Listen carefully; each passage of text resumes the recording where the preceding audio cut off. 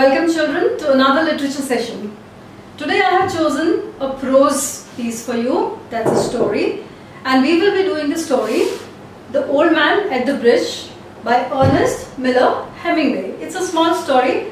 Many of you might have already done it in your schools in the last year, in the last session. Those of you who have just come to the new class, it's a new session for you and perhaps you have not done it. So now you will do it with me. Before I do the story with you, let's have a look at the great writer who has written it, Ernest Miller Hemingway.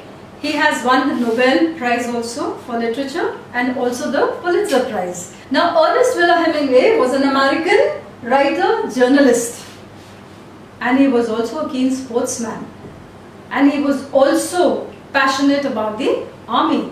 He had a distinct style of writing and he had the mastery over the skill of narrative.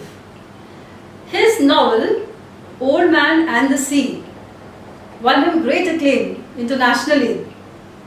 And there are so many other pieces that he wrote, and he has gifted to American literature some of the finest pieces of writings.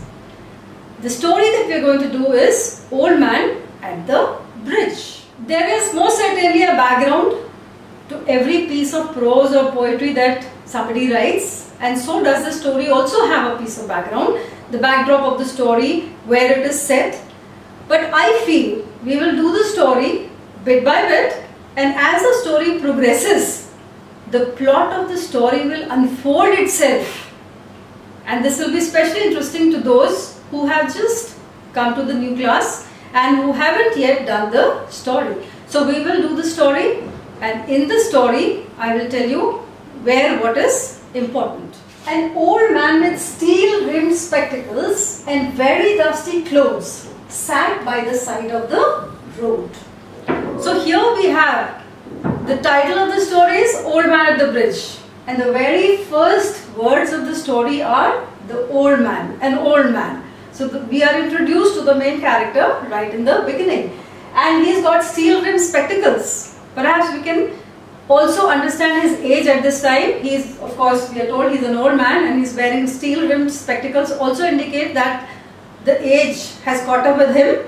Fine. He is wearing dusty clothes and is sitting by the side of the road. The dusty clothes do indicate that he must have had a long journey.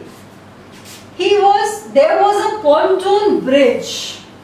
Okay, pontoon bridge across the river. Pontoon bridge is a temporary floating bridge.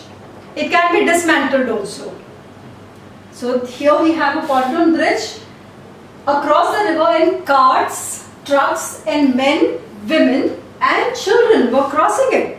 So a lot of activity is going on this bridge. We have carts, we have men, women, children, and they are all crossing the bridge. The mule-drawn carts, most of the carts are drawn by the mules. The mules are offsprings of donkeys and horses, and they have the characteristics of both. So here we have the carts drawn by the mules. Staggered. Staggered means move unsteadily. As we have just learned, it is a pontoon bridge or temporary floating bridge. So obviously there would be a problem of balancing. So they staggered while crossing the bridge. Up the steep bank from the bridge, it is a steep bank. Now the people are crossing the bridge. All the men, women and children with the carts are crossing the bridge, and on the other side we see that the bank is steep. It's rising upward. It's very steep. From the bridge with soldiers. And now we are introduced to some more people. They are the soldiers. So we understand over here that something is happening and the soldiers are here to help people move away from this area, helping push against the spokes of the wheels. It's a pontoon bridge made from containers tied to ropes. Okay, so they have to be pushed, and also the bank of the river on the other side is steep, so they have to be pushed to go upwards. So the soldiers are helping with the spokes of the wheels. The trucks ground up and away. The trucks ground up. The trucks ground up. Meaning, because it was a muddy road, it's not a concrete road or pakka road, it's a muddy road. So the trucks, the wheels of the truck would get stuck in the mud. There are a lot of that, sound of the wheels moving fast because the engines have to be revved up. First gear applied perhaps, and a lot of accelerator also applied, only then the trucks would move. So the trucks ground up. There was a lot of sound of the engine. Up and away, heading out of it all, everyone is moving on the other side of the river. Okay, on the other side of the river, everyone is going. And the peasants, that is the village people who have been engaged in their homes, their fields, tending to their animals or agriculture, they are all moving away from here. Plodded. Everybody plodded. Plodded is again a word that indicates moving with difficulty because it's a muddy road. So we have staggered, we have plodded, indicating both the difficulty in walking. Along the ankle deep dust. Lot of dust on that road. But the old man sat there without moving. Everybody is in a hurry to move out of there. The soldiers are helping everybody move fast away from there. Look at the old man. He's sitting there. So here our attention as readers go to this old man, that why he is not joining the others, or why there is not anybody else helping him, taking him away with them. He was too tired to go any further. The poor man, he is too tired to move. It was my business to cross the bridge. He's the narrator, the storyteller. And here, who's the storyteller? It is the writer himself, Ernest Miller Hemingway. Now here I can tell you that this story is written in the first person. This is the my indicates the first person who is giving us an account of what he experienced. And it actually did happen like this. And Hemingway is describing one of the incidents which he had himself witnessed as a war correspondent. And he wove the incident into a small little story to bring out something that he wants his readers to know, which we will just get to know as to what is happening. It was my business to cross the bridge. He has been sent on a duty. He has to cross this bridge. Which bridge? The pontoon bridge. Explore the bridgehead. The bridgehead is on this side of the bridge, where he has to go to a particular location, which is very, very strategic location. And here perhaps through the binoculars he has to see what he has been sent to see.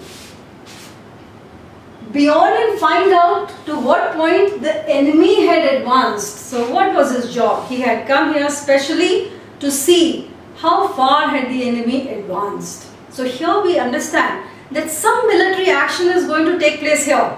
And these villagers, the men, women, children, the carts and the old man also, had been asked to move away from a certain location with whatever belongings they could take with them and move out and vacate this area.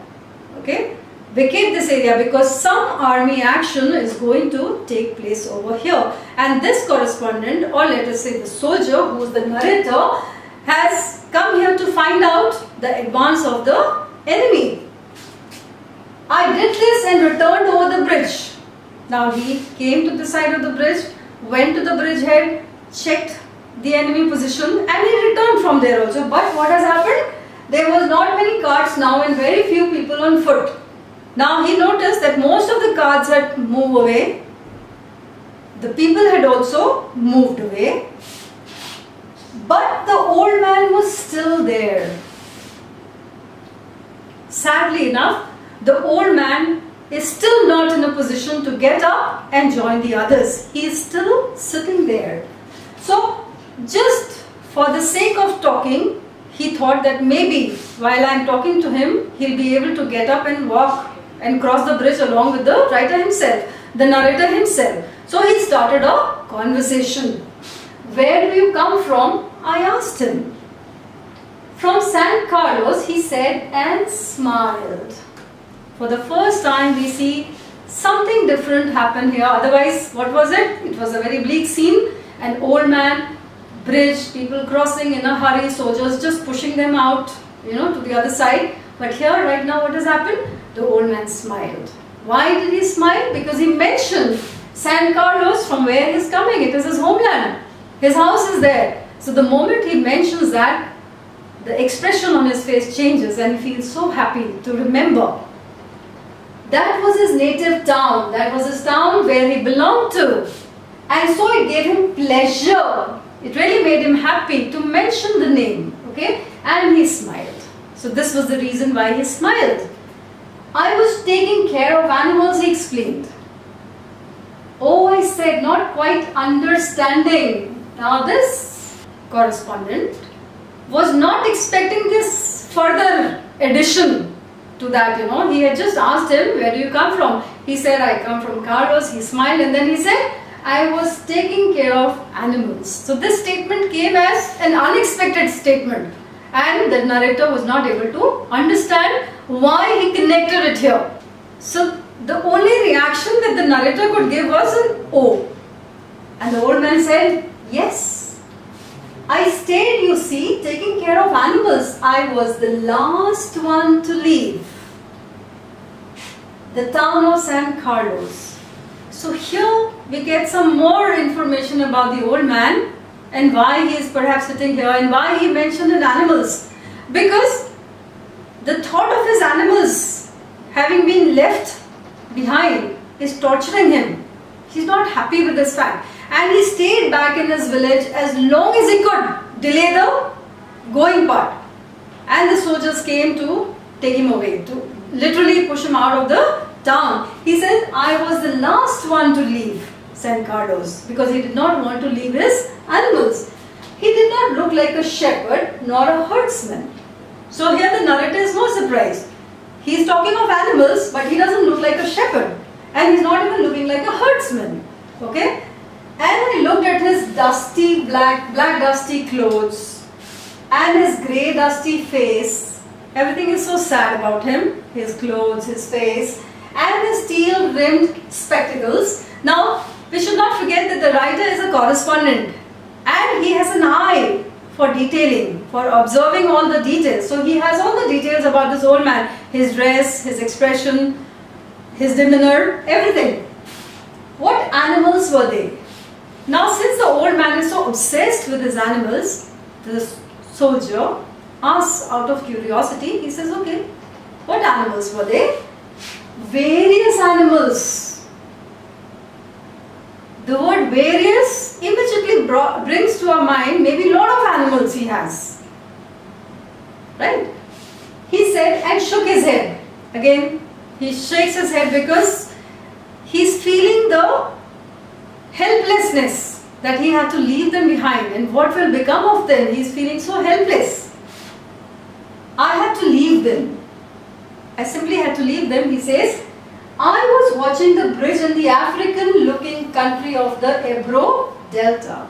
Now this soldier is actually doing multitasking here, double work. He is also watching the area from where the enemy has to come. The enemy will be coming from the African looking country of the Ebro Delta. He uses the term African looking. Now there could be two reasons to this.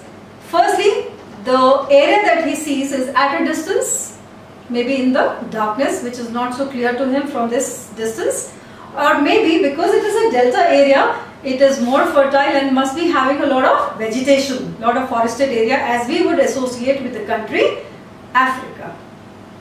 Fine. So he is watching the movement of the enemy and he is also absent-mindedly listening to the old man also.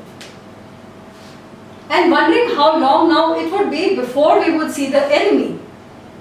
He is alert. He is watching the enemy. He is looking for signs of the enemy movement and he is just trying to understand that how much more time is left before the enemy would attack. And listening for all the while for the first noises. His ears are strained to catch any noise. The first noise that he would get of the army advancing, which is going to fire at them, that would signal that ever mysterious event called contact. He is listening, he is straining his ears for that noise, that sound which will tell him that there it is, the enemy, there it is, and the mysterious event called contact. The contact is the first, let's say, the first step of attack that the enemy can do. It may be shelling, artillery, firing, or a group of soldiers might just come screaming out from anywhere. So that contact could be anything. That is why it is mysterious. And until and unless the contact is there, one cannot understand the strength of the enemy. So the contact is very, very important. Now it's just like, some new task that we have been given, which we don't know how to do. First time we are going to do. So there is a lot of apprehension in our hearts. How to do, where to start from. So till the time that first step is taken to start that work, we keep feeling apprehension. But once we take the first step and things look easy. So here also the first contact of the enemy is important, because that is going to tell how strong the enemy can be. Fine. And the old man still sat there. This is again disturbing the soldier also, that the enemy is going to advance any moment. They are going to have a contact and the old man is there. Now when the enemy will fire, but obvious there will be crossfire. So this crossfire condition is not at all safe for the old man. He has to move from there, but he is still sitting there. Now the old man had mentioned various animals. So here he is asking, the soldier is asking, what animals were they, I asked. There were 3 animals altogether. So those various animals come down to 3 animals. He explained there were 2 goats, a cat, and there were 4 pairs of pigeons. So these are the 3 animals that he is talking about. 2 goats, a cat, and 4 pairs of pigeons. And you had to leave them, I asked. Now the soldier also understands the mental condition of the old man. He feels that the old man needs to talk, to bring it out of his system and feel good, because we do feel good after we have shared our sorrows with anybody. Okay. Yes, because of the artillery. He says, yes, we were told there would be artillery, so we had to move. I also had to leave my animals. The captain told me to go because of the artillery. So they were told that there would be artillery, and the captain himself, perhaps because he was the last one to go, the captain himself must have said, come on, sir, now it's time for you to leave, because there is going to be artillery shelling over here. And you have no family. So that is also one point, that he left his animals fine, but what about the family? I asked, watching the far end of the bridge where a few last carts were hurrying down the slope of the bank. Now, he looks at the far end of the bridge where everybody has crossed and there were just few carts left and everybody is now moving out. So he says, what about your family? No, he said, only the animals I stated. He says, no, no family, only my animals. The cat, of course, will be alright. So there is some kind of consolation in the heart of the old man, knowing that the cat can look after itself. The cat, he says, will be able to be alright because it will go away. The cat can look out for itself. Fine, so cat should be alright. And it is said, in a proverb also, that the cat has 9 lives. It is very difficult for a cat to die or very difficult to kill a cat. So, but I cannot think what will become of the others. So it is more, the worry is more for the pigeons and the goats. Now the soldier, maybe in an attempt to divert the attention of the old man, says, what politics have you? And here we come to another very important point of the story. When he asks, what politics have you? I asked, I am without politics.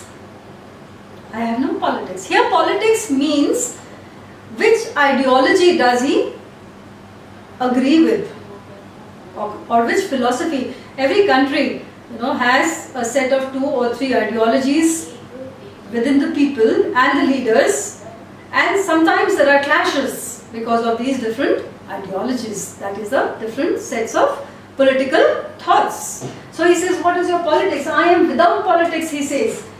I am 76 years old and I have come 12 kilometers now. There is a significance in the mention of 76 years. Firstly, of course, it mentions the age of the old man. He is 76 years old. But at the same time, he says, I am without politics. So here, the common man is engaged in his day-to-day life. He does not have time for politics. Okay? So, here the writer is perhaps trying to tell his readers that politics is not required to have a good life. The countries have their own political systems which are not relevant to the common man at all. The common people are engaged in their own work, and this old man has lived 76 years of life, so far without any politics. So life actually can be run without politics also, but politics has become a part of governance of countries. And he has come 12 kilometers now, being 76 years old. 12 kilometers was a long distance for him to travel, and he's come this far. And now I think I can go no further, but obvious, very natural that now he cannot move. This is not a good place for you to stop, not at all, because he is expecting the contact of the army, of the enemy, and there will be crossfire, as I said, and it is certainly not a safe place for anyone to be around here. I said, if you can make it, there are trucks up the road where it forks for Tortosa.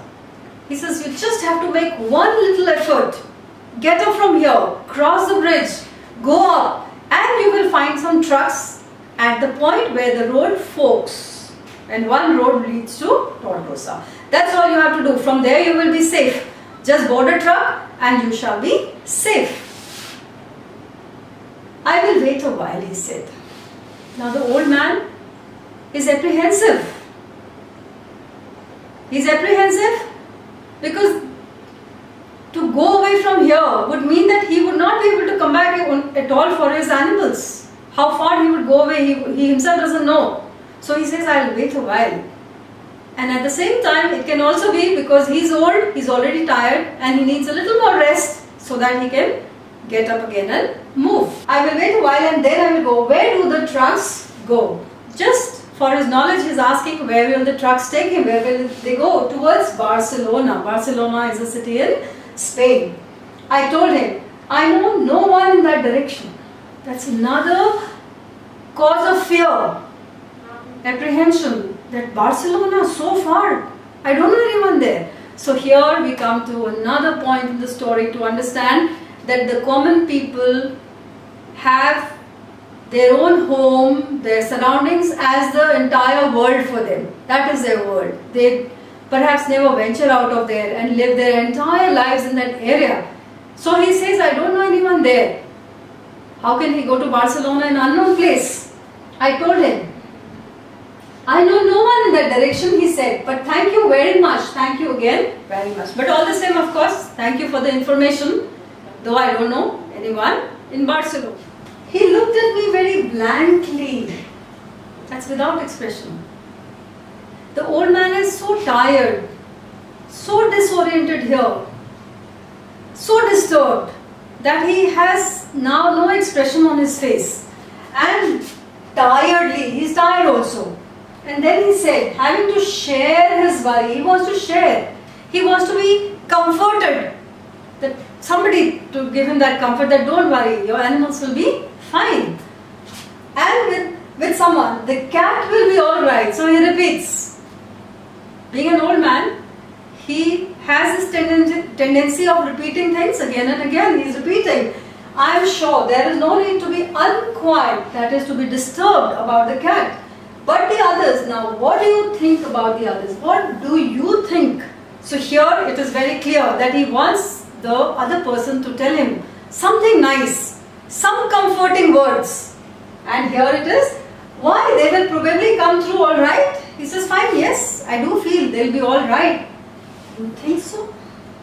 There is doubt in the heart of the old man, and still he is saying, you think so? So this is something which, which is negating his inner feeling that his animals are in danger. And yet the man says they will probably be alright. He says, you think so? He wants to be assured now, doubly assured here. Why not? I said, watching the far bank where now there were no cars. Now on the far side of the other side of the bridge, now there are no cars. Everybody is left from that area. They are all gone. But what will they do under the artillery? What will they do? They are the animals. Now he says they will be fine. And why not? They will be fine. Now he feels that he needs to tell this person that how they can be fine. There's going to be artillery. What will they, the animals, do? Because there's going to be artillery.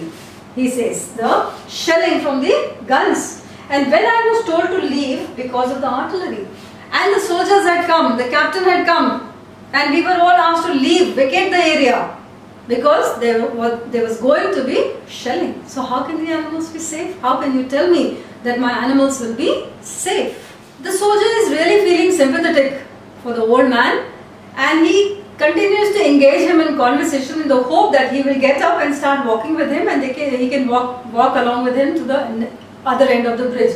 He says, "Did you leave the dove cage unlocked? Did you leave the dove cage unlocked?" The old man had said 4 pairs of pigeons. The soldier says doves.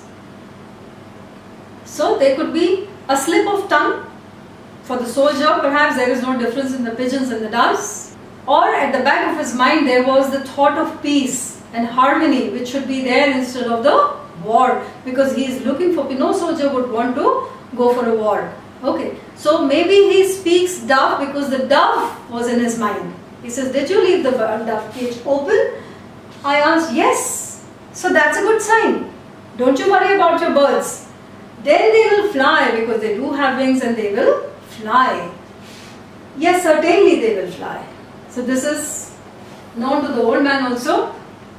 He agrees to this, that yes, they will fly out of the cage. But the others, now there are still the others. Who are the others? The 2 goats. It's better not to think about the others, he said, because now he finally realizes that pigeons may be alright, the cat will take care of itself, but the goats will definitely find themselves in problem. If you are rested, I would go. Now it's getting late. Enemy is advancing. The soldier knows that this place is not safe at all. He says, "Sir, if you have rested, you should move out of here, because I also have to go." I urged, "Get up and try to walk now." Now there is a sense of urgency in his tone. He says, "Please get up. You have to move. You have to go from here." "Thank you," he said, and got to his feet. So he did make an attempt. He got to his feet. He tried to get up. Swayed. He swayed. He's an old man, 76 years old. He's come 12 kilometers. Unsteady on his feet. He gets up. He sways, not able to balance himself. He tries, but he falls back. And he sits back on the dust again, on the road again, from side to side, and then sat down backwards in the dust. He could not balance himself, and he sat back again on the dust. So see how miserable he looks. And we really feel sorry for him, that even though he has come from his village so far, 12 kilometers, he cannot go any further. His death is there, looming at this place. He can't move from there. So helpless, he is so very helpless. The old man now knows himself also that he is not going to get up and move out of there. And now he is muttering to himself. "I was taking care of animals," he said dully. Again, no expression, very, very dull. He's given up on all hope of moving out of there or ever seeing his animals. Okay, he's become so very disturbed in his mind. But no longer to me. He's now not even talking to me. He's not even addressing me. He's just muttering to himself. "I was only taking care of animals. This is what I was doing. Only taking care of animals. So what was my fault? I did nothing. I harmed nobody. And yet I have to move out." So look at the torture the people face when they come out of their homeland for no fault of their own. They've been asked to go. These are refugees. They don't know where they will go. They don't know what treatment they will get. They don't know what kind of arrangement will be made for them to stay. But they have to leave. Such a torture. Okay? Such a difficult moment for these people who have to move out of their homes. There was nothing to do about him. Now the soldier knows he can't do anything more for this man because his duty calls him. He has to go away from here and report. It was Easter Sunday.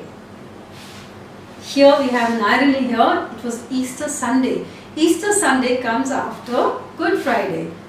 On Good Friday, Jesus Christ was crucified. And on Easter Sunday, he rose back to life. And Christians celebrate this occasion. Okay. So here we have an irony that the day when Christ was back in his life, okay, he got back his life, he rose from the dead. Here this old man has to wait for his death. His death is now going to come upon him any moment. Fascists were advancing toward the Ebro. Now we understand what is happening. There is a group of people belonging to the political thought fascism, which is different from the political thought of these people. Okay. So here it is not an enemy attack of another country. This is a civil war within the country. Two political ideologies have clashed. The fascists have clashed with these liberals. And that is why there is a war. The army of fascists is now advancing and they are going to fire over here at the liberals.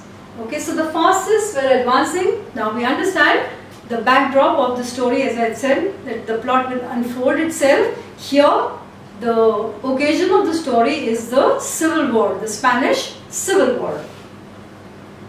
It was a grey, overcast day. Again we see another dull color, the grey color. We had seen the black dusty clothes, ankle deep dust, and here we have the grey day, grey clouds with a low ceiling. Low ceiling. The clouds are pretty low in the sky. The sky is overcast with clouds. And their planes, there means the enemy planes. The enemy planes were not up. Why? Because it is a overcast day. There are lots of clouds right now, so the planes can't move up. That and the fact cats know how to look after themselves was all the luck that the old man would ever have. The soldier feels that only 2 points are in the favor of the old man right now. Number one, the enemy planes will not come yet because of the weather, and the cat will be safe. These are the only two facts in favor of the old man. Otherwise, he has no luck. So here we come to the end of this beautifully written short story. Though it is short, we have learned through the story that what happens to common people who have no politics, who have no fault of their own, and yet they are the victims. They face the horrors of the wars. They become victims of collateral damages, as we would say. You know, the loss of civilians, the casualties suffered by the civilians whenever there is an enemy, whenever there is a military action. Now, we will also see some other points about the story as critical analysis, because there will be some straight questions and there will be some other questions where you might be asked that why he was thinking like this, what is the meaning of that, what is symbolized with this or that. You know, a lot of things will be there you need to know other than just the background, other than just the story. Now let's see the appreciation of the story. The Old Man at the Bridge is a very short story but very powerfully written. The narrative skills are at their best.